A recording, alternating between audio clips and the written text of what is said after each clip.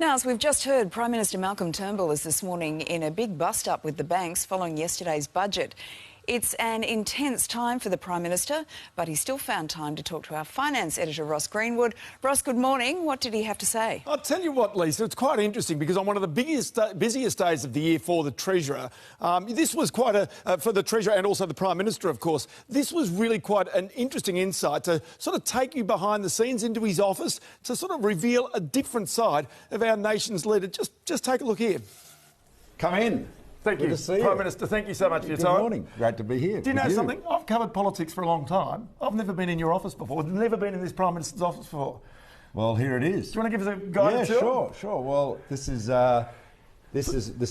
where my desk, standing desk. You know, they say sitting is the new smoking. Although I must say I don't get a lot of time to sit at all. An important question right now, after the budget, you've now got to sell this to the Australian people.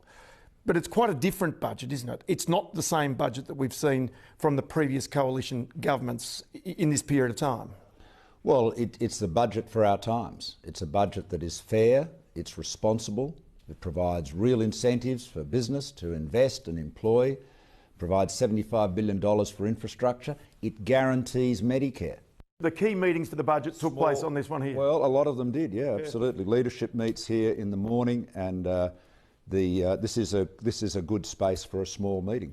Well, it's not a fantasy budget, Ross. You've got to live in the real world, okay? So governments propose changes, they put them in the budget, and they do their best to get them through, and we have done our best to get them through. And there I am in my kayak, and you can see the sharks just closing in on me. So is that what it feels like when you're the Prime Minister and you just deliver the budget? Well, a little bit, you know. There's always that tendency. Tell me about home buyers, because clearly home loan affordability up the eastern seaboard has become what you've described as a crisis. The housing package is there's a lot of measures in it. It's been very well thought out. It's been very well received by the housing industry because they can see the thoroughness with which Scott has approached this, the comprehensive nature of it, dealing with first home buyers and savers in their 20s to people in their mid-60s who are thinking of downsizing.